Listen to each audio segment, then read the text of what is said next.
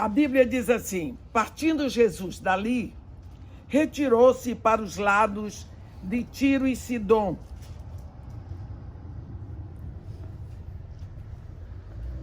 E eis que uma mulher cananeia, que viera daquelas regiões, clamava: Senhor, filho de Davi, tem compaixão de mim.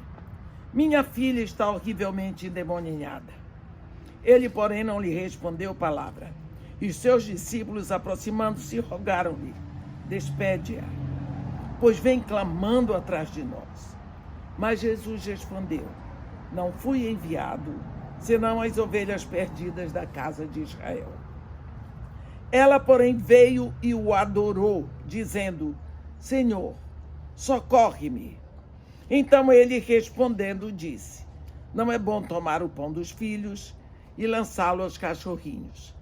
Ela, contudo, replicou: sim, Senhor. Porém, os cachorrinhos comem das migalhas que caem da mesa dos seus donos.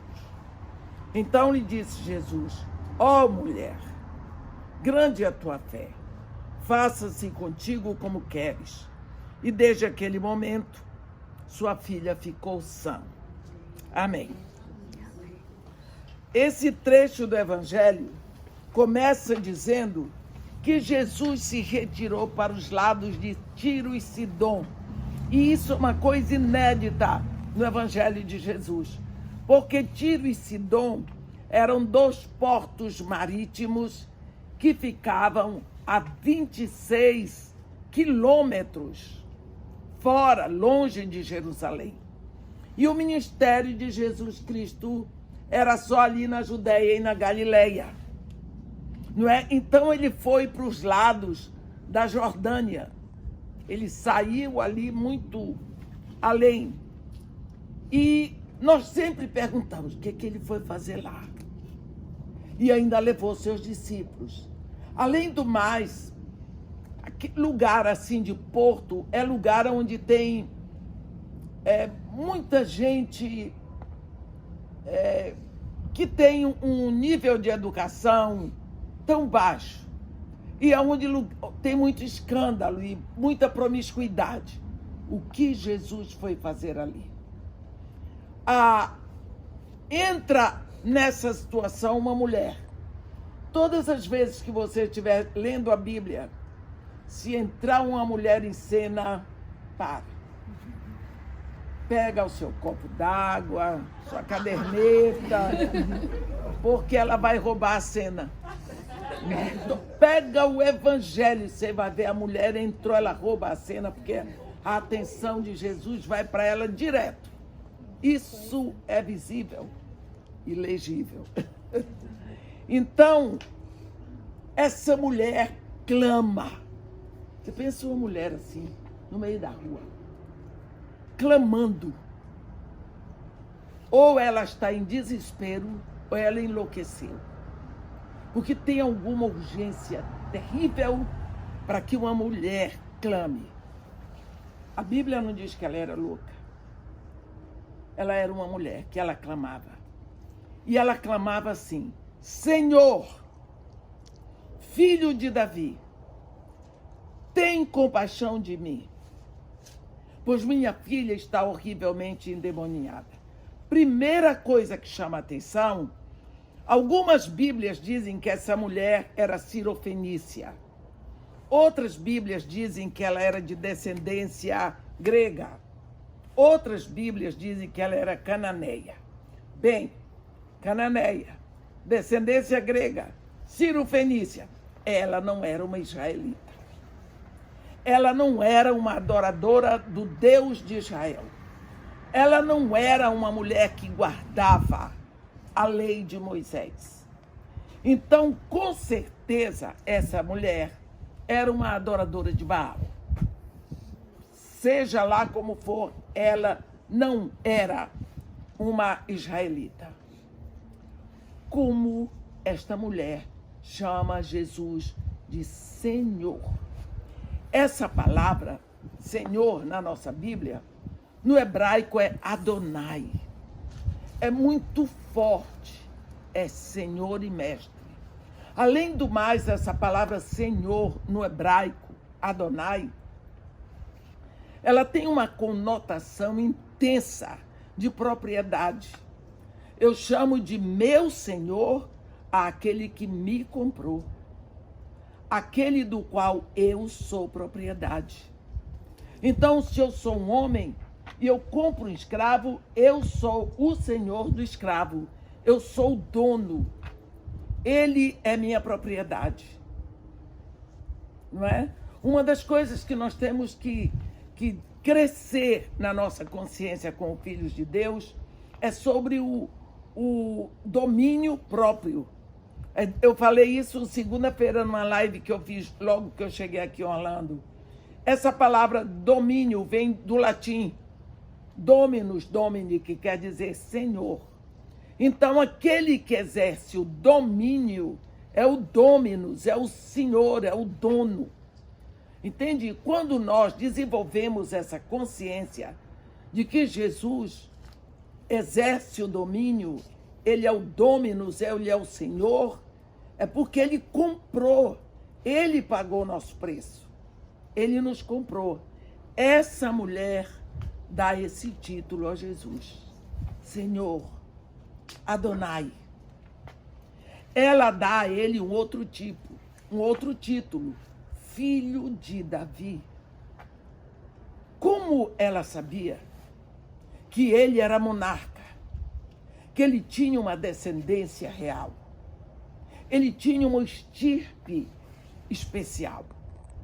Da onde veio esse conhecimento para essa mulher que ela não era israelita? E ela dá um outro título para ele. Ela diz, tem compaixão de mim. Ela diz para ele, o Senhor tem compaixão para dar. E a Bíblia deixa clara que compaixão é um dos atributos de Deus. Lembra quando Deus chama Moisés para subir ao monte para estar com ele? E Deus diz para ele, eu sou o Senhor, compassivo, clemente, longânimo, grande fidelidade. Ele vai dizendo. Então, ele é compassivo. Só ele tem compaixão. Então, ela dá 3 títulos específicos para Jesus. Senhor, Filho de Davi, tem compaixão de mim. E ela derrama ali na rua, diante de todo mundo, clamando, ela entrega o peso dela para ele. Minha filha está horrivelmente endemoniada.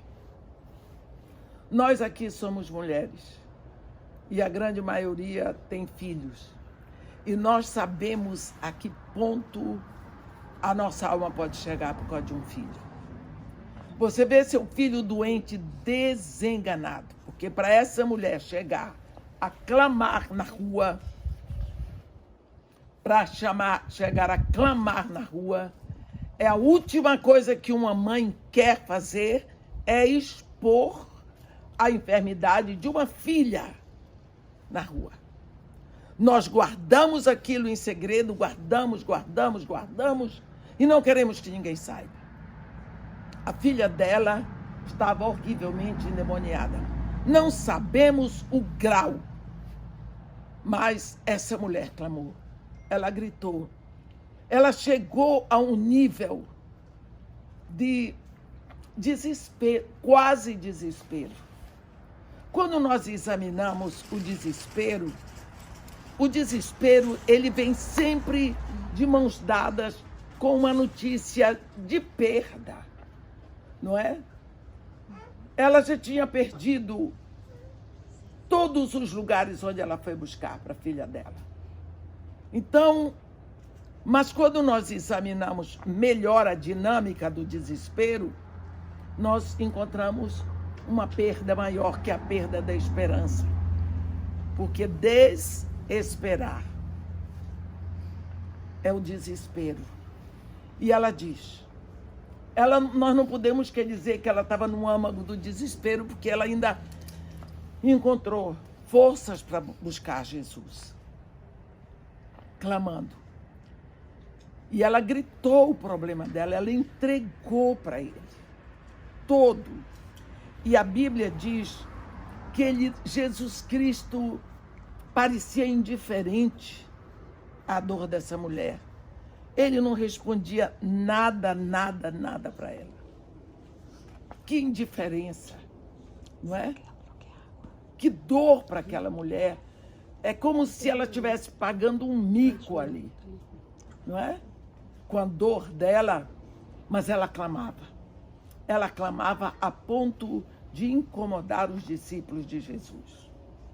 Aqui nós vemos duas descendências em Abraão. Israel.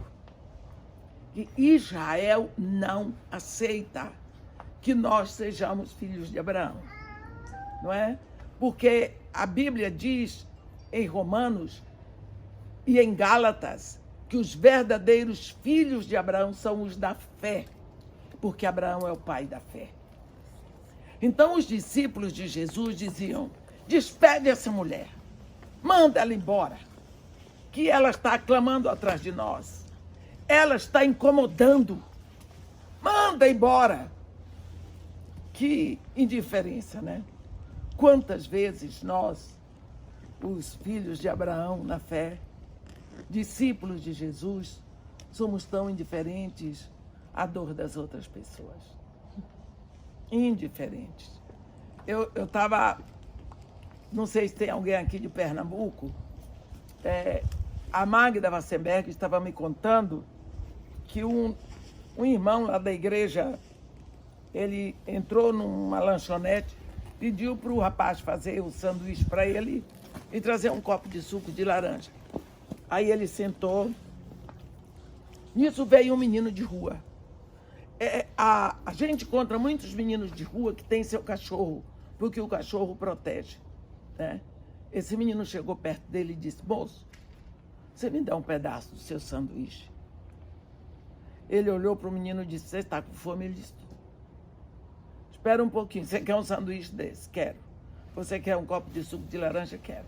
Ele disse para o rapaz: prepara um sanduíche igual para ele e traz um suco de laranja também. Quando o sanduíche veio, o menino pediu para o homem: você pode me arranjar uma faca? O homem trouxe a faca, ele partiu o sanduíche no meio, pegou um pedaço, levou para o cachorro, que estava do lado de fora. E o menino, o rapaz disse: ô rapaz, eu te dou um sanduíche inteiro, você vai dar para o cachorro? O menino olhou nos olhos dele e disse: ele também sente fome. Esse rapaz, Edu, ele disse que ficou com tanta vergonha. Ficou com tanta vergonha. O menino devia ter uns 7, 8 anos. Ele também sente fome. Você vê como é fácil quem tem fome detectar a fome do outro. Quem tem fome detecta melhor a fome do outro, não é? Então você vê que esses discípulos eram indiferentes. Eles adoravam o Deus verdadeiro. Eles não sabiam que aquela mulher tinha clamado até aquele momento por um Baal. Um Deus que tem ouvidos, mas não ouve. Não é? Manda embora. E Jesus Cristo falou bem alto: eu não fui enviado senão as ovelhas perdidas da casa de Israel. Eu tenho a impressão que naquela hora aqueles discípulos disseram para ela: viu? Ele é só nosso. Ele é só nosso. Aquela mulher, ela era mãe. Mãe, quando está no último degrau para conseguir a cura de um filho, ela não desiste. A mulher deu uma volta, se prostrou diante dele e adorou, dizendo para ele: Senhor, socorre-me. O meu caso é de urgência. Não dá para esperar. Ele teve que parar. A mulher veio na frente. Ele diz para ela assim: mais uma de Jesus. A gente sente Jesus instigando aquela mulher, sabendo que dali ia sair o máximo. Porque Jesus, quando lida com mulheres, vocês observem que a atitude dele é diferente. Ele é muito macho. Ele sabe lidar. Ele olhou para ela assim e disse: não é bom tirar o pão dos filhos e lançá-lo aos cachorrinhos. Os discípulos devem ter dito: yes, nós somos os filhos, você é cachorrinho. A mulher, tem alguma psicóloga aqui? Quando a gente estuda psicologia, a gente aprende alguns métodos para lidar. E um dos métodos é o seguinte: quando uma pessoa está lhe confrontando, ou às vezes lhe afrontando, e você quer tomar a palavra, você concorda com ela. Você concorda, sim, você tem razão. Mas aí você entra. Aí você faz isso, ensina isso pro seu marido. Tem um hashtagzinho. Mas, Não, tem um hashtagzinho. Mas. Aí ela diz: sim, senhor. Olha, concordou com ele e não estudou psicologia. Porém, os cachorrinhos também comem das migalhas que caem da mesa do seu dono. Jesus Cristo deu um grito: ô mulher, grande é a tua fé, faça-se contigo como queres. Vocês sabiam? A Bíblia diz que naquela hora a filha dela ficou sã. Aleluia. Glória a Deus. Sã. A mãe aqui, a filha lá. Ela fez o pedido, ela adorou aqui, ela fez a batalha aqui. A filha dela ficou sã lá. Mas ela disse para Jesus que a filha dela estava horrivelmente endemoniada. A Bíblia diz que a filha ficou sã. A Bíblia não diz que a filha ficou liberta. Diz que ficou sã. Então, notadamente, a filha dela tinha alguma enfermidade causada por demônio. Uma pergunta que nós nos fazemos nesse texto é: como aquela mulher tinha conhecimento do grau de doença espiritual que havia na filha dela? Porque isso é uma coisa que muitos de nós hoje, cristãos, não sabemos. Isso. Não sabemos o nível da luta espiritual das outras pessoas, muito menos dos nossos filhos. Quando nós entramos numa questão de batalha contra forças demoníacas, nós temos 3 níveis. Tem a obsessão demoníaca, tem a opressão demoníaca e tem a possessão demoníaca. E quantas vezes os nossos filhos apresentam problemas de comportamento e outras coisas, nós mandamos psicólogo. É bom ter um psicólogo? É. Eu já fui psicólogo, hoje eu não sou mais nada. Mas eu quero dizer uma coisa: o psicólogo é aquele que estudou psicologia, que estuda os fenômenos psíquicos. Fenômenos psíquicos são aqueles que se passam na nossa psique, na alma, na mente. E o espírito é... O corpo é soma, a alma é psique, mas o espírito não é. Então, como que o psicólogo vai dar conta de curar alguma coisa no espírito? Não dá. Então, ele vai trabalhar o máximo que for possível.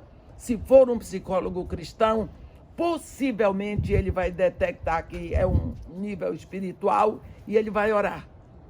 Mas ele não pode nem mesmo dizer que é pneuma, porque ele não pode falar em pneuma no escritório dele, porque é proibido pela psicologia. Ele pode falar psicossomático, mas ele não pode falar pneuma somático.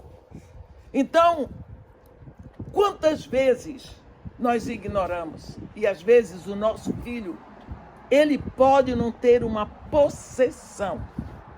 Porque a pessoa é possessa, pode ser possessa. Quando existem dois tipos de possessão. A possessão voluntária e a involuntária.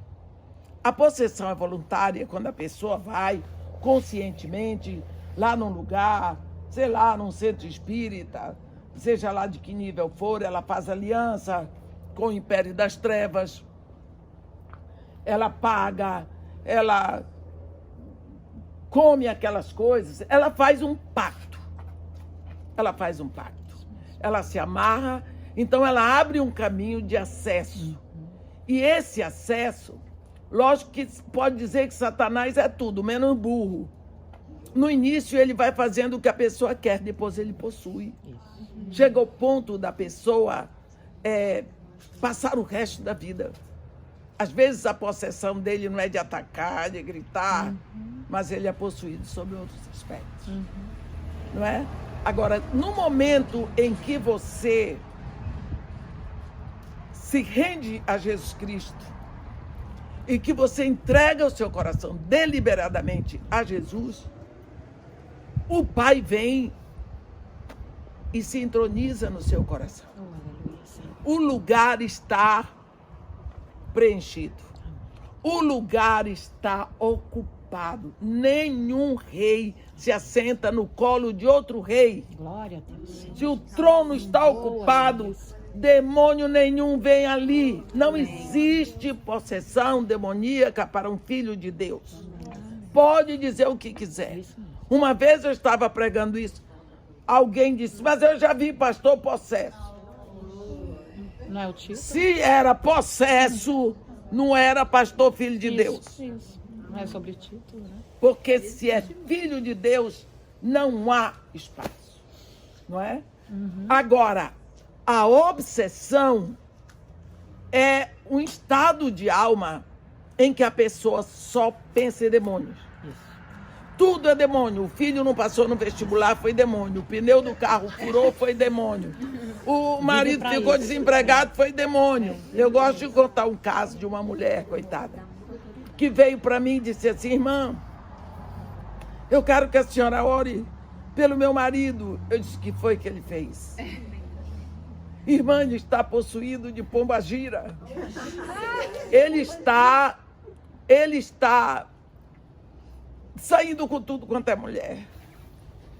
Eu tenho orado, mas ele é possuído de pombagira. Ele sai com mulher hoje, depois ele chega em casa e me pede perdão, aí ele sai com outra amanhã. Eu disse, minha filha, deixa eu dizer uma coisa. Seu marido pode ter o pombal todo, mas ele é adúltero. Ele escolheu, ele sabe que adultério. Você abre o olho para você não pegar uma doença. Porque isso aí, ela tinha uma obsessão por demônio, ele descobriu. Tudo ela botava a culpa nos demônios. Tudo era culpa do demônio. Então ela estava dando muito ibope para Satanás. E abrindo brecha. Então o Satanás dela era muito poderoso e o Deus dela era nada. Não é assim. Existem demônios? Existem. Jesus Cristo nos deu poder para expulsar demônios? Sim. Ele mesmo expulsou demônios. Ele não disse para a gente falar nada com Satanás. Mas sobre os demônios ele deu. Só que eles existem. Mas quanto mais maior é o poder de Deus. Eu li em algum lugar, foi na sua casa, maior é aquele que está em nós do que o que está no mundo. Hoje de manhã. Então, a obsessão dá muito ibope para o império das trevas. Tem pessoas que vivem obcecadas, só falam em demônios. É porque esquece a autoridade que o Senhor Exato, colocou sobre isso nós, agrada nosso corpo muito humano, ao né? império das trevas. Isso, aí eles adoram. É melhor eu dirigir minha atenção para o Todo-Poderoso, para o poder do meu Deus e Pai, para tudo que já foi feito na cruz, que me garante o livramento. O diabo obedece a Deus. Exato. Ele tem limite. É. Deus é Então, limitado. agora, a opressão, ela pode vir para crente sim. a possessão não, mas a opressão. Eu já vi crente oprimido. Eu, particularmente, prefiro lidar com 50 possessos do que um crente oprimido. Porque o possesso você expulsa em nome de Jesus e acaba. Agora, um crente oprimido demora. De novo, é um processo. Demora, porque não tem demônio habitando nele, mas a mente dele está completamente poluída. É aquele crente que vai se afastando da palavra, vai se afastando da igreja, vai entrando pelo mundo. Ele se torna imundo, porque de igreja ele só tem o I, o resto é o mundo. Entende? Então, uma pessoa dessa, para voltar, para ter consciência de quem ele é, ele esqueceu da purificação dos seus pecados de outrora. Então, dá muito trabalho. Essa é a opressão. É como um pneu que ele vai perdendo ar. Vai perdendo ar. Não é? Então, às vezes nós não temos o conhecimento disso. Uma das coisas que nós, como mulheres, esquecemos é que o que está escrito na Bíblia é para nós. E nós somos... Você tem um título que seu marido não tem. Você é a dona da casa. Isso, a autoridade. Da porta da rua para dentro, a autoridade é sua. E Jesus Cristo é muito claro a respeito disso, quando lá no capítulo 15 de Lucas, ele conta, ele cria, 3 parábolas sobre perda e restauração. Primeiro ele fala de uma ovelha que se perdeu. Aí ele põe um pastor. O pastor deixou 99 no deserto e foi atrás daquela. Terrível. Se perdeu. E ele ainda traz ela no ombro. Eu tinha dado coisa até ela voltar a pé. Pois ela que se perdeu, Pois ele põe no ombro e traz. Eu digo, que moleza. Trouxe. Mas era um pastor. Aí ele fala sobre restauração de vida. Depois ele põe um pai com um filho, que é o conhecido filho pródigo. É um pai com filho, quando ele fala de perda e restauração de relacionamento. Mas quando ele vai falar sobre perda e restauração de valores dentro de casa, ele põe uma mulher. Aquela mulher tinha 10 dracmas. Dracma é dinheiro, dinheiro é valor.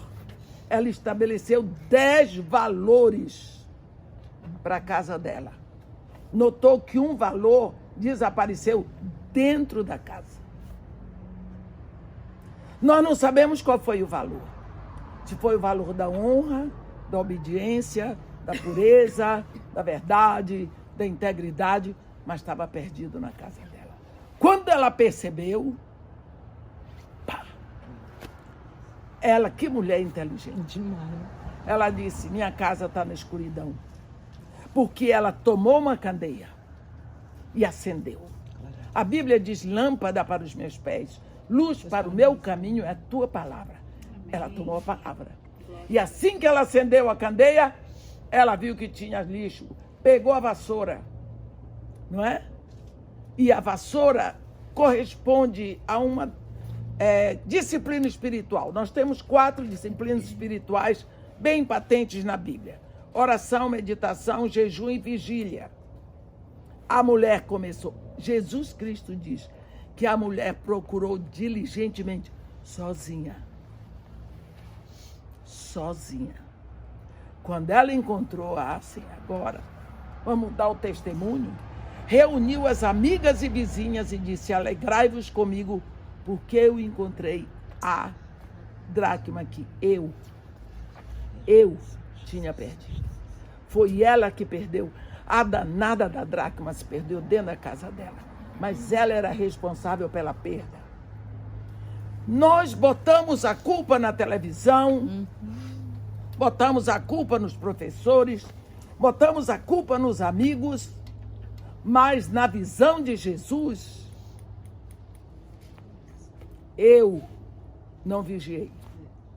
E ela é a dona da casa, o que significa que da porta da rua para dentro é você que é responsável. Nós vemos esta mulher gritando. Tem um momento, lá no capítulo 21 de Gênesis, quando Agar, a escrava egípcia, ela deixa o filho debaixo de um arbusto e se afasta, a Bíblia diz, um tiro de ar, para não vê-lo morrer. Ela estava naquela situação dessa mulher Sirofenícia. Vai morrer, eu não quero ver. Eu não quero ver. Aí, quando ela chegou bem longe, para o filho nem ouvir o gemido dela. A Bíblia diz que ela levantou a voz e chorou. Eu tenho tanta impressão sobre o grito dessa mulher, o gemido dela, porque eu já enterrei minha filha de 24 anos. Eu não quero isso para ninguém. Ela gritou. Quando ela gritou, você pensa uma mãe nessa situação no deserto. Aquela mulher Sirofenícia, ela estava no deserto. Porque ela estava só. Ela estava cercada de muitas pessoas, mas estava só. Porque a solidão se manifesta quando você está cercada de muitas pessoas, mas você está proibida da única pessoa que você gostaria de ter. Não é? Então, ela gritou. E quando ela gritou, Deus diz assim, que tens, Agar? Não temas, só Deus. Para dizer não temas nessa hora, né? Não temas. Porque Deus ouviu a voz do teu filho de onde ele está. Você diz assim, como é que a mãe grita e Deus ouve a voz do filho? É a Bíblia que diz isso. Capítulo 21 de Gênesis.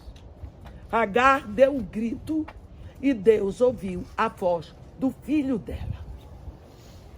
Quando nós olhamos isso, nós vemos perfeitamente o quadro. Quando Deus criou o homem, ele fez o homem do barro, mas ele não fez a mulher do barro. Ele fez a mulher de um barro trabalhado, burilado. Esse barro já tinha o sopro de vida, já tinha sangue, já tinha carne. Quer dizer, ele fez a mulher de um modo tão especial, tão fino, tão delicado, tão maravilhoso. Eu não entendo por que tem mulher querendo ser homem. Não é? Ele fez. E quando ele fez a mulher, ele fez do jeito que ele queria. Porque ele fez o homem dormir, para o homem não dar sugestão. Então, o homem não podia dar sugestão, ele estava dormindo. Então Deus fez a mulher do jeito que ele sonhou. Bom, e lá no ventre da mulher ele fez um berço com um propósito. Nós chamamos de útero. Ali ele determinou, desde o princípio. Um homem com outro homem são dois homens. Uma mulher com outra mulher são duas mulheres. Mas um homem com uma mulher formam uma só carne. Todas as vezes que um homem se deita com uma mulher, eles vão fazer uma só carne, eles abrem a legalidade de Deus para que Deus traga uma vida ali. O homem coloca o seu material e parece que Deus diz assim para ele, agora chega. Deixa comigo e ela. Porque agora Deus vai pegar esse material que o homem botou e ele vai tecer um corpo para aquela vida que ele teve. Mas ele tece como? Pegando da mulher o oxigênio, as vitaminas, as proteínas, as minerais. Ele vai pegando. E o salmista, no Salmo 139, ele diz isso com tanta propriedade. Quando ele está orando, ele diz, tu formaste o meu interior. Tu me teceste no ventre da minha mãe. Os meus ossos não foram de ti encobertos, quando no oculto eu fui formado e entretecido como na terra. Os teus olhos me viram a substância ainda informe, e no teu livro todos os meus dias foram escritos e determinados, quando nenhum deles havia. Deus vai tecendo um corpo para o filho que vai nascer. Você não sabe de nada. Seu marido não sabe de nada. Quando você descobre, você já está grávida. Aí começa a será que é homem? Será que é mulher? Viu que não foi você que fez? Se você fizesse, saberia. Seu marido não sabe fazer um pedaço de caneta. Como é que ele ia fazer uma vida? Então é Deus com você. Aleluia. Parte daquele filho é de você. Aquela criança vai crescendo ali com o que é seu. Quando ele sai, quando ele não precisa mais ali, ele vai sair. Quando ele sai, não sei se você já observou, lá pelos 9, 10 anos, quando começaram a aparecer os seus seios, não é? Aos 12 anos estava tudo pronto. A Bíblia diz lá em Cantares, os teus 2 seios, como crias gêmeas da mesma gazela, que se apacenta entre os lírios, significa a uniformidade dos seios. Eles estão prontos. Eles não dão trabalho. Você entra na faculdade, você forma, você começa a namorar, você casa, os seios até hoje só deram despesa, porque sutiã está muito caro. Não é? Quando você engravida, os seios estão lá. No dia que a criança nasce, os seios começam. Eles começam a pulsar, eles aquecem, eles endurecem, eles incomodam. Parece que eles estão gritando, ei, olha nós aqui. Somos 2 mamadeiras, prontas para o seu bebê. Como é que a gente diz? Na temperatura certa, com todos os ingredientes que seu bebê precisa. Estamos à disposição. É para isso que estamos aqui.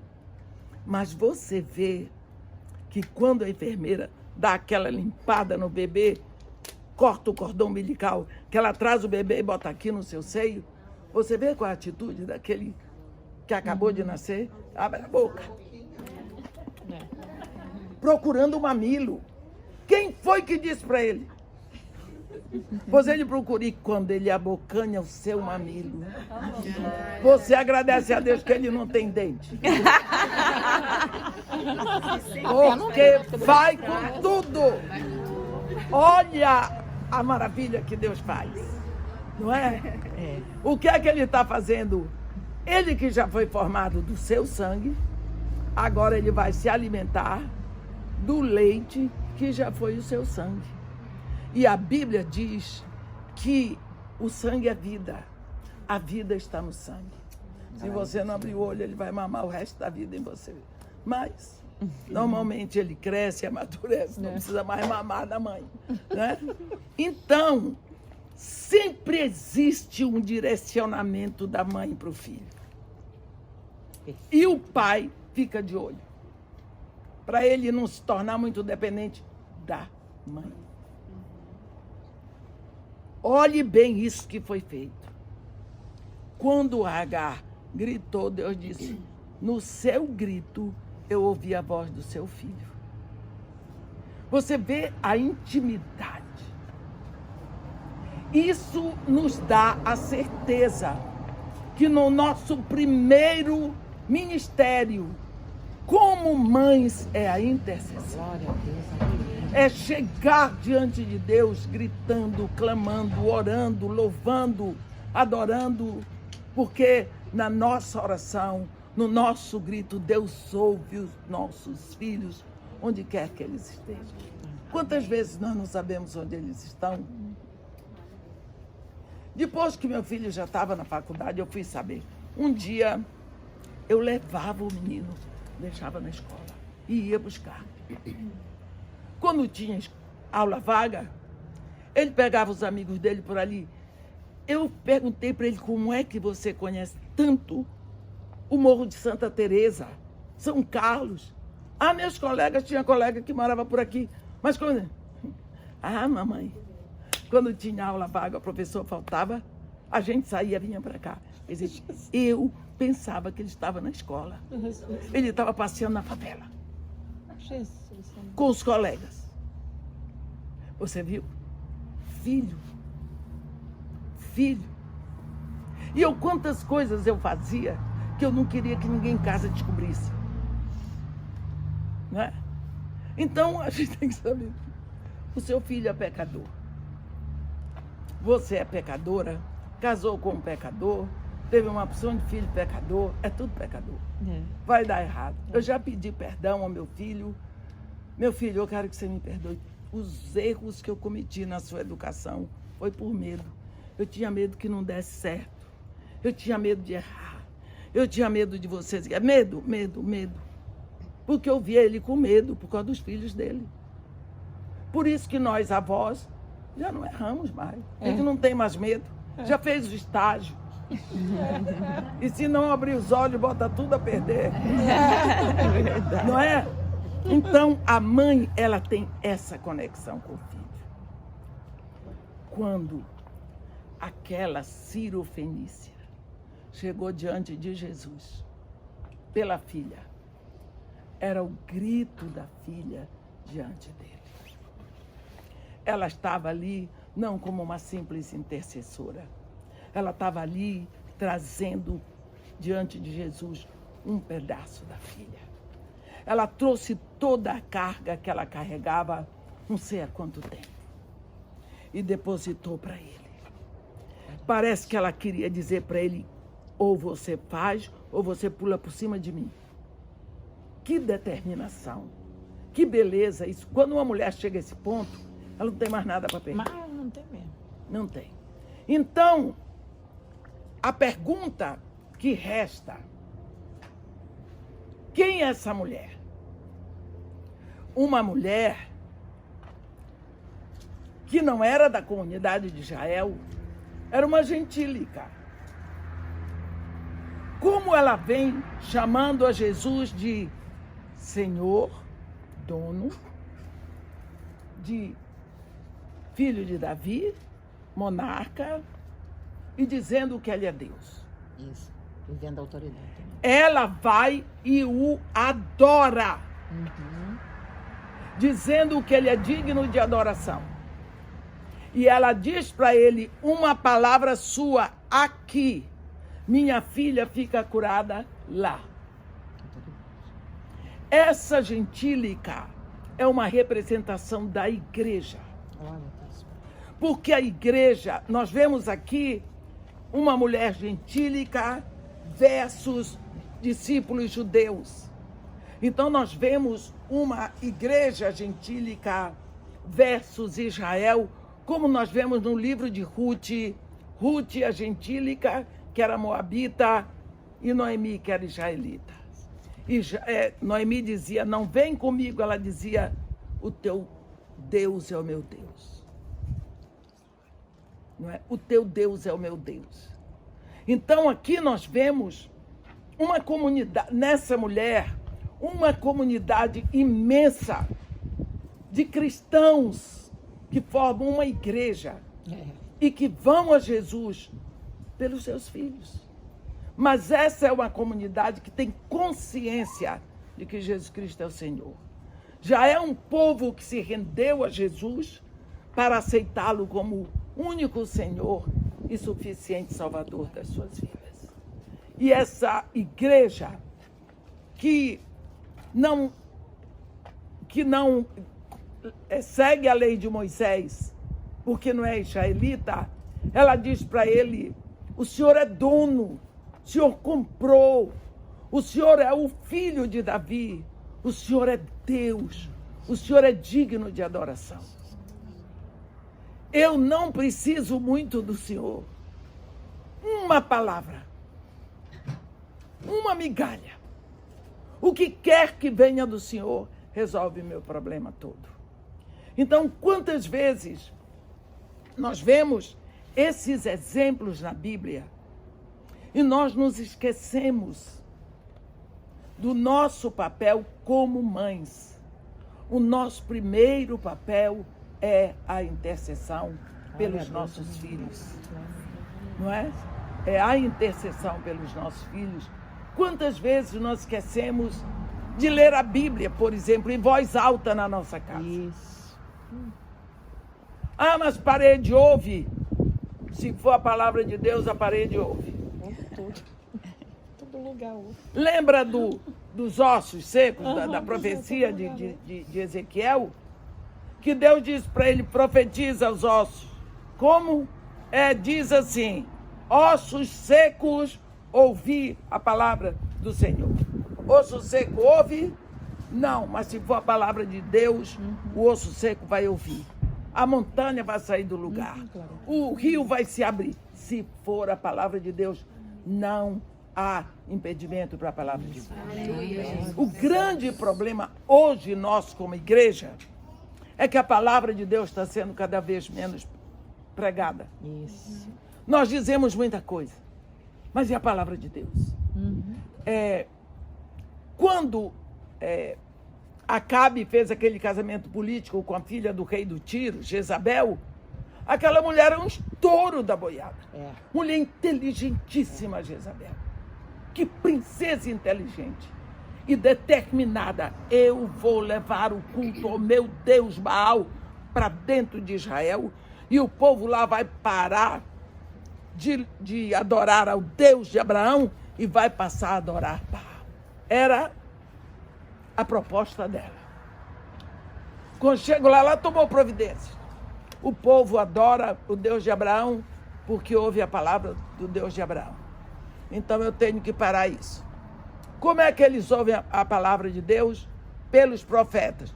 Vou matar os profetas. Aí eles não ouvem mais a palavra de Deus. E aí eles não adoram a Deus. Ordenou a matança dos profetas. Pronto, foi fácil. Foi fácil. Hoje as pessoas dizem que o espírito de Jezabel é espírito de imoralidade sexual. Não é. É o espírito do silenciamento da palavra. A penúltima vez que eu fui pregar em Manaus, eu tenho água aqui. Obrigada, querida.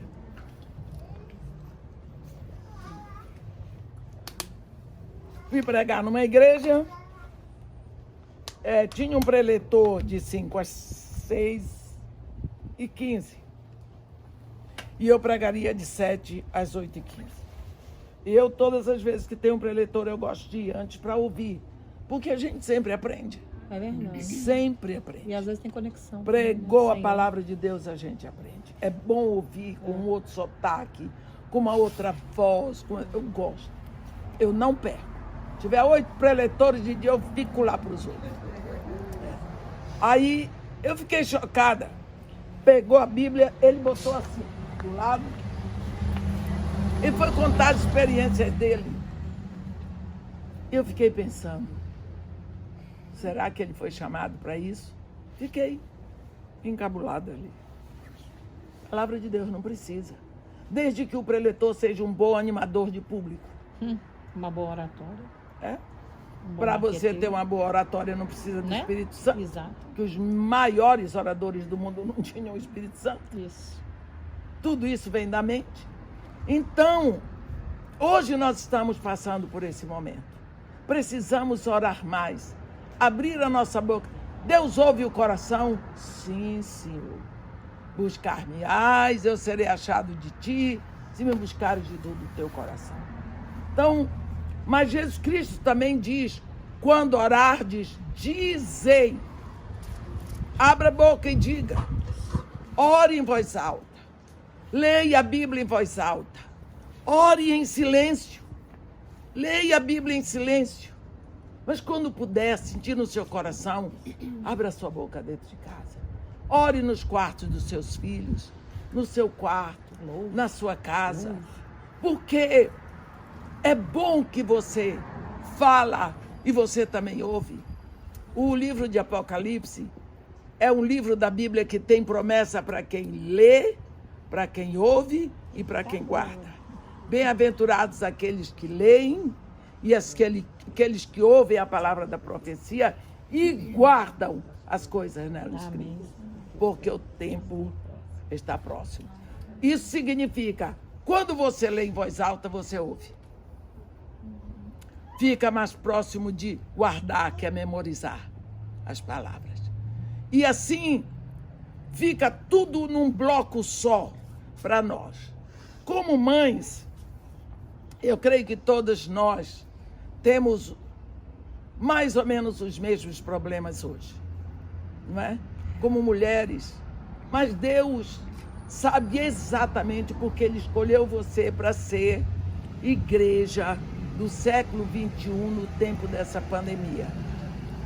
Deus sabe, nós temos todas as desculpas, mas a Bíblia diz que no meio de uma geração perversa, Deus encontrou Jó. Deus encontrou Noé. No meio daquela corrupção, daquela perdição, Noé andava com Deus. E porque Noé andava com Deus, ele conduziu toda a sua família para dentro da arca. Eu acho isso tão lindo. E se nós olharmos este homem, depois de 40 dias, nós reclamamos por um pouquinho de sol, ou por um pouquinho de frio, ou por um pouquinho de mau cheiro. Noé, 40 dias ali. Cada dia aumentava o excremento dos animais. Quando ele sai, o certo seria ele dizer, vamos depressa fazer uma cabana para nós, respirarmos esse ar aqui de fora, fazer alguma comida, juntar alguma lenha. Não. Vamos adorar. Levou a família toda para construir o altar e sacrificar ao Senhor. Que homem! Ele colocou como primazia, como prioridade, adorar com a sua família. Ele andava com Deus antes do dilúvio, durante o dilúvio e depois do dilúvio. Esse homem andava com Deus e nós vemos ele conduzindo a sua família. Numa época que a Bíblia diz que era uma geração perversa, corrupta, Noé fez isso. Então, nós também podemos. No meio dessa confusão que vivemos, dessa decadência moral e dessa cegueira espiritual que nós vivemos, no mau exemplo que encontramos de todos os lados, Deus nos botou aqui para sermos mães, para sermos a igreja dessa época, porque Ele sabe que nós só precisamos estender as mãos para Ele, elevar o nosso coração, que Ele vai nos encher de todo o equipamento necessário, tudo o que precisamos. Essa mulher, essa Sirofenícia, representa a igreja aqui. A igreja que não é israelita, a igreja de todos os tempos, não é? A igreja que será levada. Ela vai a Jesus buscando a solução nele como Senhor, aquele que comprou, como monarca, como Deus. E ela pede a Ele soluções urgentes, não é? E ela vem a Ele e ela consegue tudo pela fé. Ela consegue a cura da filha dela pela graça dele, mediante a fé que ela teve. Essa é a igreja de Jesus Cristo. Nós representamos, aliás, nós somos parte dessa igreja aqui. Então, nós precisamos lembrar disso. Não há como esquecer que, embora todas as dificuldades que partamos, normalmente nós procuramos a Ele na hora mais difícil. Quando parece que não tem mais jeito, aí a gente corre para Ele. Mas Ele sabe que nós somos assim. O que eu quero dizer é que nós podemos começar um relacionamento mais profundo com Ele. Glória a Deus. Antes que tenhamos que correr e bradar e clamar, perder a cabeça, é melhor levar o nosso fardo a Ele todos os dias um pouco. O nosso fardo, o fardo da igreja, o fardo da nossa nação, da nossa família, dos nossos vizinhos e até dos nossos inimigos, por que não? Lá no Brasil nós estamos num momento muito difícil. Muito difícil. Eu falo do Brasil porque sou brasileira e vim de lá. Mas nós sabemos que as eleições no Brasil vão determinar a direção do mundo a partir das eleições. A depender do homem que for levado lá em cima. Mas eu digo para vocês, nunca vi, olha que eu ando em igreja há mais de 40 anos, de uma para outra, eu nunca vi o povo de Deus orando tanto pelo governo, pela nação. Isso me dá alegria, de ver que o povo está acordando para orar. Tem dentro das igrejas aqueles que só se levantam para falar mal do governo, para amaldiçoar o governo, e tem dentro da igreja os que são da esquerda, tem os que são da direita, tem aqueles que não são de nada, que nem eu. Mas a igreja está acordando para a oração. Então, nós precisamos também orar. A Bíblia diz, orai pela paz da cidade onde estás. E na paz da cidade tu prosperarás, não é? Então, nós precisamos também orar pela paz dos Estados Unidos, esse país que recebe os brasileiros e com todas as dificuldades que tem, mas recebe, e aqui vocês têm sido felizes e Deus tem mandado filhos de Deus para cá, pastores, não é? E quantos brasileiros têm vindo para Jesus, conhecendo Jesus aqui nesse lugar? Isso é uma bênção muito grande. Deus tem abençoado a nossa nação através de filhos brasileiros que estão aqui e vieram aqui para conhecer Jesus. Isso é uma coisa muito boa. Nação escolhida, né? Então, quando nós vemos Jesus Cristo, foi a primeira pergunta que fizemos. O que Jesus Cristo fez? Por que ele atravessou os quilômetros, indo para as regiões de Tiro e Sidom. O que foi que ele disse? Ide, fazei discípulos de todas as nações. Todas, né? Ele disse que vocês não saiam agora, mas quando vier o Espírito Santo, vocês serão meus testemunhas em Jerusalém, em toda a Judéia e Samaria e até os confins da terra. Então agora ele dá um passo fora, não é? Da Judéia, para mostrar que ali, em Tiro e Sidom, ele teria a sua igreja clamando por ele, chamando-o de Senhor, se rendendo, dizendo que ele é monarca, que ele é Deus, se curvando para adorar e entregando a ele o seu fardo. Isso nos ensina que quando nós verdadeiramente cremos nele, e quantas vezes nós dizemos, mas só procura Jesus quando não tem mais jeito, ele não se importa com isso. Ele não se importa com isso. De qualquer jeito, quando nós viemos para Jesus, não tinha jeito. Porque ele é o Salvador e Senhor. Não é? É tão bonito aquele versículo 9 do livro de Jonas, da oração de Jonas. Ele encerra a oração dele. Aquele é o grito que formalizou o avivamento em todo o Reino Unido. Ao Senhor pertence a salvação. Não é? Porque é só ele que pode salvar.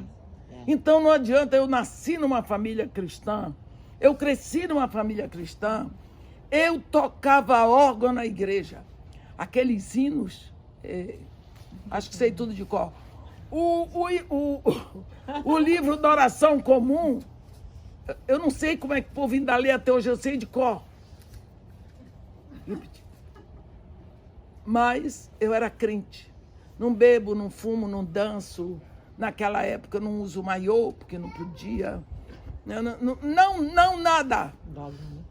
A minha conversão só se deu aos 32 anos, lá no Iraque. Aleluia. Glória a Deus, no Iraque. Aí eu fui descobrir, gente, Adão não bebeu, não fumou, não foi à boate, não dançou samba. Mas E quando ele Jesus foi cometeu chamado de que ele tinha o bebido, pecado estava alcoólico. que matou toda a humanidade. Então, às vezes, nós reduzimos o pecado a isso. Não bebo, não fumo, não danço. E acaba dançando Dogma, no né? final. Toma cuidado. Acaba dançando no final. Então, nós todos precisamos ir a Jesus e ter um momento sério com Ele. Glória. Porque esse momento sério eu não tinha, porque eu não precisava, eu era crente. Que coisa, que engano. Já tinha é salvação. esse? Sou crente. O resto que não é, Deus me livre. É. Na minha cidade, naquelas épocas, quando vinha um católico aqui, o crente passava para o outro lado. Para não se Uau. contaminar. Isso era tão aceito. Que ignorância. Mas já passou, graças a Deus. O que eu quero dizer é que todos nós precisamos de Jesus Cristo. Exatamente, Ele veio para aqueles que precisam. Ele diz, os sãos não precisam de médico, Isso. e sim os doentes. Então nós não chegamos para Jesus se não sentimos necessidade. Se nós achamos que não precisamos dele, nós não vamos a ele. Então é preciso que nós sintamos necessidade. Nós estamos começando um novo ano. Eu não sei qual é o propósito de cada uma de vocês, mas eu posso dar uma sugestão. Que haja no coração de vocês uma determinação de separar tempo para orar pela família. Faça uma lista com os nomes, compre umas fichas, bota um nome bem grande do marido, porque ele é filho da sua sogra, mas ele é filho. Cada filho, olhe cada filho desde o nascimento, as necessidades deles, o seu sonho, mas principalmente o sonho de Deus para aquela criança. Qual é o sonho de Deus?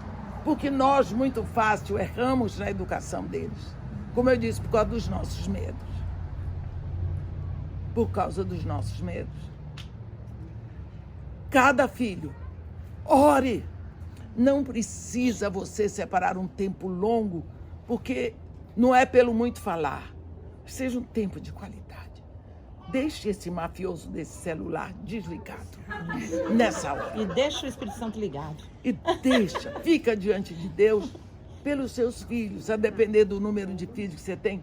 Se você conseguir começar orando 3 minutos para cada um dos seus filhos, faça disso um hábito, porque depois de alguns meses você vai achar que 3 minutos é pouco, você passa para 5. E assim você vai crescendo e você vai vendo a necessidade. Daqui a pouco você vai estar orando pelo amigozinho do seu filho, o maior amigo. Porque se o maior amigo dele for convertido, tá bom para você e para o seu filho. Então assim você vai estendendo. Você tem um ministério, porque você é mãe. Na hora que Deus botou filho no seu ventre, Ele estava dizendo, ei, vamos embora aqui nós dois. Seu marido já botou material, agora vamos trabalhar. E ele pega o seu material, fabrica com você esse filho, você nutre esse filho com o seu corpo. E depois você deixa, nasceu, fica por conta dos professores e das babás, está errado. Não é exatamente isso que Deus quer de nós. Então vamos, foi Deus que fabricou o seu filho, não é? Então, eu me lembro, eu tinha um desejo muito grande de ter uma airfryer. Porque gordo sempre quer um meio de comer coisa sem engordar. E mais rápido. E tinha outra missionária comigo que também era gordinha. Então, ela era inglesa. Compra, não compra, eu estava achando muito caro. Sempre ia deixando para frente. Aí eu fui pregar num congresso de mulheres, lá da Praia da Costa, lá em Vila Velha, Espírito Santo. No final do congresso, você é de lá? Pastor Simonton, aquela bênção, Simonton de Araújo.